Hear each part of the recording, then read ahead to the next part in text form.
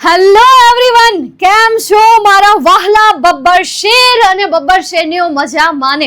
I hope કે તમે બધા મસ્ત હશો, સ્વસ્થ હશો, ખુશ હશો. એ આશા સાથે આપ સૌનું દિલથી હાર્દિક સ્વાગત કરું છું આ લાસ્ટ મિનિટ સ્ટ્રેટેજીમાં.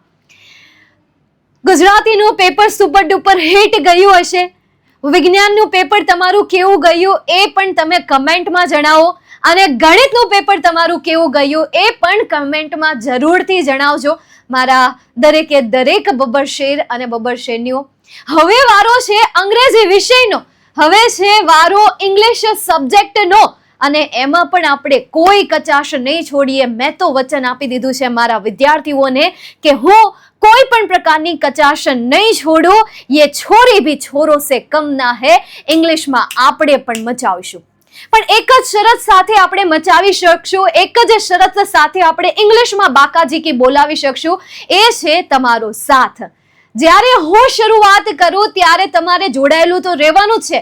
જ્યાં સુધી હું અંત ના કરું ત્યાં સુધી તમારા મારા દરેક સેશનને કમ્પલસરી જોવાના છે. અને ખાલી જોવાના નથી, માય ડિયર સ્ટુડન્ટ, સાથે નોટ પેન લઈને બેસજો.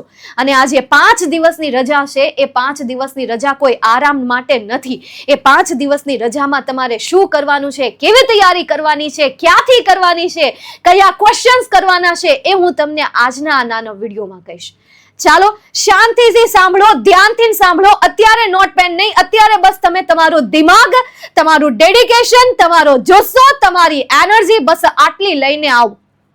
માય ડિયર સ્ટુડન્ટ્સ, આ લાસ્ટ મિનિટ 11 માર્ચે જે તમે એક્ઝામ આપવા જવાના છો, એની પહેલા જે આ તમને 5 દિવસો મળ્યા છે, એ 5 દિવસો આરામના નથી મળ્યા. જ્યારે બોર્ડે તમને આ 5 દિવસની રજા આપી છે ત્યારે એ સબ્જેક્ટમાં અથવા એ વિષયમાં વિદ્યાર્થીઓનું રિઝલ્ટ ડાઉન આવે છે.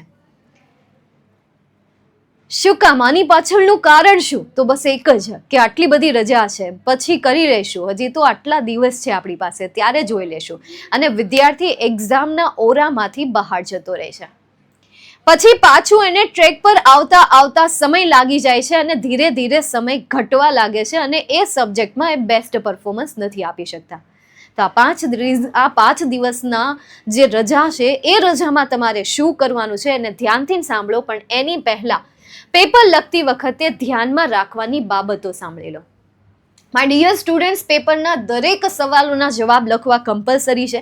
તમે એવું વિચારીને કોઈ ક્વેશ્ચનની જગ્યા છોડી દો છો અને પાછળથી તમે ભૂલી જાઓ છો, એ બિલકુલ પણ ના થાય. એનું ખાસ ધ્યાન રાખવાનું છે કે શોર્ટ નોટ નથી આવડતી એને હું પાછળથી લખીશ, પછી પાછળથી કંઈ થતું જ નથી. તો હરેક સવાલ લખવાના છે, દરેક સવાલોના જવાબ લખવા જરૂરી છે. ભૂલાઈ ન જાય એનું ખાસ ધ્યાન રાખજો. જેને પાછળ માટે રાખી મૂક્યા છે એને પાછળથી લખવાના છે જરૂર. આ પહેલી બાબત. બીજી, નિબંધ લેખનમાં શરૂઆતમાં એક પંક્તિ લખો અને અંતમાં એક પંક્તિ લખો. પંક્તિ હું આપી દઈશ. તમને સવાલ છે કે કઈ પંક્તિ લખવી, કેટલી લીટીની પંક્તિ લખવી, તો એ પંક્તિ હું તમને આપી દઈશ. હિન્દીમાં જ આપીશ કે જેથી યાદ રાખવી ઈઝી રહે. ઇંગ્લિશમાં સ્ટાન્ઝાસ યાદ ન રહે, ઇંગ્લિશમાં સેન્ટેન્સીસ યાદ ન રહે, તો એ હું તમને આપી દઈશ. બસ એ પંક્તિઓ તમે યાદ રાખી લેજો અને એક્ઝામમાં લખજો. આનું રીઝન શું? ઓલું કહેવાય ને કે first impression is your last impression, એટલે કે નિબંધની શરૂઆતમાં એક ફર્સ્ટ ઇમ્પ્રેશન આપી દો. સરસ મજાની કહેવત લખી નાખો એટલે તમારો બેડો પાર. અંતમાં પણ એક પંક્તિ લખો, કારણ કે first impression is your last impression. આ તો ઓકે છે, but your last impression is also your good impression. તો 2 પંક્તિ લખવી કમ્પલસરી છે. કમ્પલસરી કે જે તમારા નિબંધને એટ્રેક્ટિવ બનાવશે અને જે પેપર ચેકર છે એના માઇન્ડને પણ થોડું શું કરાવશે, રિલેક્સ ફીલ કરાવશે. એક મતલબ કે યાર ચીયર અપ ફીલ કરાવશે, અને એના લીધે તમારા માર્ક્સ વધવાના ચાન્સીસ જરૂરથી છે. નેક્સ્ટ, કેપિટલ અને સ્મોલ લેટરનું ખાસ ધ્યાન રાખો કે ભાઈ દરેક સેન્ટેન્સની શરૂઆત કેપિટલ લેટરથી થાય છે. નામના પહેલો અક્ષર કેપિટલ હોય છે, તો આ કેપિટલ સ્મોલ લેટરનું ખાસ ધ્યાન રાખો. જરૂર હોય એટલો જવાબ લખો. ઘણી વખત કેવું થાય કે ભાઈ કોઈ આવડતી શોર્ટ નોટ છે તો જીક બોલાવે જાય અને એક પન્નાની શોર્ટ નોટ લખી નાખે, જેની વાસ્તવિકમાં કોઈ જરૂર નથી. તો જરૂર હોય એટલો જ જવાબ લખો, વધારે પડતું દોઢ ડાયું થવું નહીં. આ મારી કાઠિયાવાડી ભાષામાં. આગળ શબ્દો વચ્ચે યોગ્ય જગ્યા છોડો. યોગ્ય જગ્યા એટલે શું હોય કે ઘણા વિદ્યાર્થીઓને પેજ ભરવાની એક ટાર્ગેટ સેટ કર્યો હોય કે હું આજે આટલા પેજ ભરીશ, હું આજે આટલી સપ્લી ભરીશ ને એવો મતલબ કે એમણે ટાર્ગેટ સેટ કર્યો હોય. તો એવું બિલકુલ પણ નથી કરવાનું. યોગ્ય અંતર મૂકો શબ્દ વચ્ચે. નેક્સ્ટ, ચેકચાક ખૂબ ઓછી કરો. વિચારીને આન્સર લખો. વિચારતા વિચારતા આન્સર નહીં લખો. વિચારતા વિચારતા આન્સર લખશો તો ચેકચાક થશે. ચેકચાક થાય છે તો સિમ્પલ એક લાઈન મારી દો, પણ એને ઘૂંટી નાખો નહીં. એટલે ચેકચાકમાં ખાસ ધ્યાન રાખજો. જેટલું ચોખ્ખું તમારું પેપર હશે એટલું પેપર ચેકરને પેપર ચેક કરવાની મજા આવશે. તો એના માઇન્ડને ઇરિટેટ કરે એવું પેપરમાં બિલકુલ પણ ન કરતા. ગંદુ લખાણ બિલકુલ ન દેખાવું જોઈએ, સ્વચ્છ હોવું જોઈએ. નેક્સ્ટ, હવે આપણે વાત કરીએ દિવસ પ્રમાણેના પ્લાનિંગની. 6 તારીખ એટલે કે આજથી જ 6 વાગે આપણો રોડ મેપ આવશે કે જે રોડ મેપમાં હું તમને તમારા અંગ્રેજી વિષયની તૈયારી કેવી રીતે કરવી, ક્યાંથી કરવી, કયા કયા ટોપિક કરવા અને કોણ કરાવશે, હું કરાવીશ તો કેવી રીતે કરાવીશ, શું તમારો ડર ખતમ થશે કે નહીં, એનું આખું પ્લાનિંગ હું તમને આજના 6 વાગ્યાના રોડ મેપના સેશનમાં આપવાની છું. ચૂકતા નહીં. ચૂકી ગયા તો ભાઈ અહીંયા તમારા માર્ક્સ કપાવવાના ચાન્સીસ. આમાં હું તમને કોઈ થિયરી કે ભાઈ કોઈ કોન્સેપ્ટ નહીં કરાવું, પણ આમાં જે હશે ને આને કહેવાય વ્યૂહરચના. ભાઈ વ્યૂહરચના, જ્યારે કોઈ યોદ્ધા પણ યુદ્ધ ભૂમિમાં જાય ને એની પહેલા વ્યૂહરચના ઘડે. તો આ એક પ્રકારની તમારા માટે વ્યૂહરચના જ હશે. નેક્સ્ટ, એના પછી વધારે હું કંઈ નહીં કહું, બસ પછી તમે 6 વાગ્યાના સેશનમાં આવી જાજો, તમને ઓટોમેટિક ખબર પડી જશે. બરાબર. નેક્સ્ટ, એના પછી આજે જ 6 વાગે સાંજે 9 વાગે મોસ્ટ ટ્રિકી ક્વેશ્ચન્સ કે જે દર વર્ષે બોર્ડ રિપીટ કરે છે, જે દર વર્ષે બોર્ડ સ્ટુડન્ટ્સને પૂછે છે અને એમાં વિદ્યાર્થીઓ એટલા મૂંઝવાય છે, એટલા ગૂંચવાય છે કે એમાં એના માર્ક્સ કપાય છે.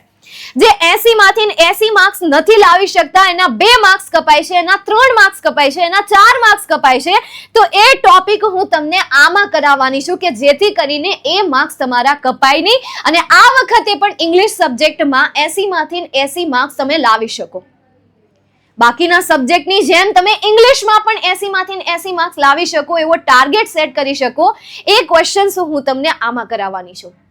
નેક્સ્ટ, એટલે કે 7 તારીખે આવતીકાલે 7 તારીખે બપોરે 1 વાગે આખો વિભાગ ડી કરાવીશ કે જે આખો ગ્રામરનો વિભાગ છે.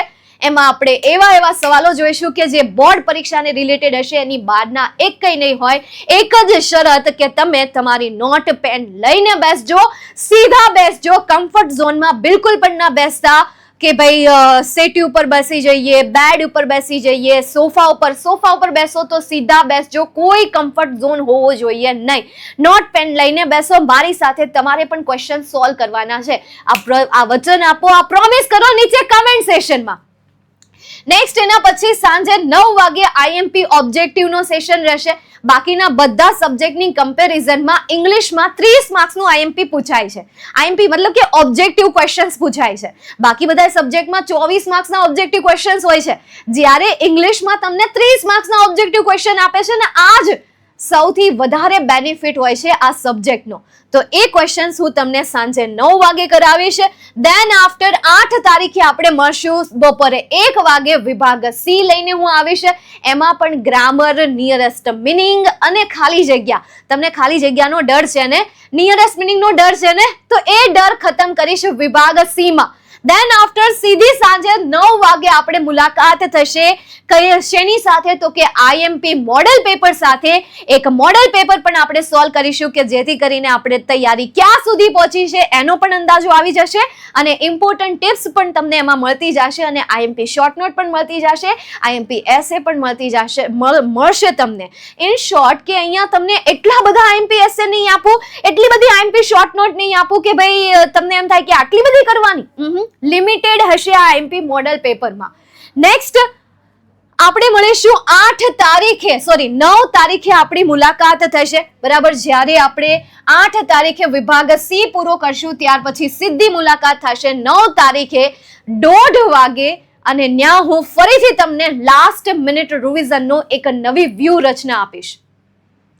જી હા દોસ્તો, કારણ કે અહીંયા સ્ટાન્ડર્ડ મેથેમેટિક્સના જે વિદ્યાર્થીઓ છે એ વિદ્યાર્થીઓનો એક્ઝામ ખતમ થાય છે એટલે એમની અને તમારી બંનેની ભેગી થઈને એક ફરીથી તમારા માટે લાસ્ટ મિનિટ સ્ટ્રેટેજીનો વિડીયો આવશે 1:30 અને આગળનું જે પ્લાનિંગ છે એ પ્લાનિંગ હું તમને આ જ વિડીયોમાં કહીશ કે આગળ હું તમને શું કરાવવાની છું, કઈ ટોપિક બાકી રહી ગયા છે, કેવી રીતે કરાવીશ, શેમાંથી કરાવીશ, એટસેટ્રા જે તમારા ડાઉટ્સ છે એ ડાઉટ્સ 9 તારીખે 1:30 લાસ્ટ મિનિટના રિવિઝનમાં આપણે જોઈશું.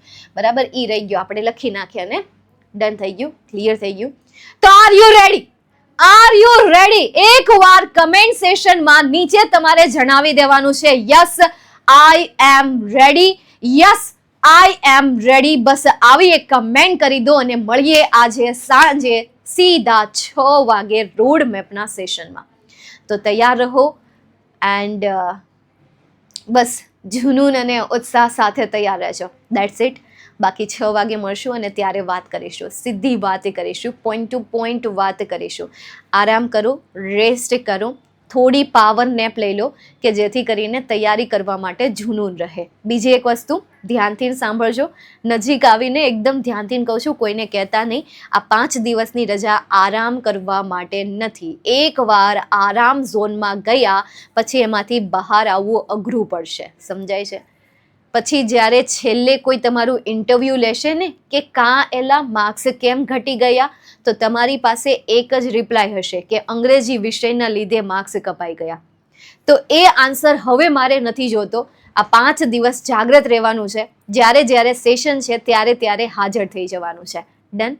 ચાલો, તો નીચે કમેન્ટમાં તમે બધા કહેશો આઈ એમ રેડી, કારણ કે હું તો તૈયાર છું, બસ તમારે તૈયાર થવાનું છે. બાય.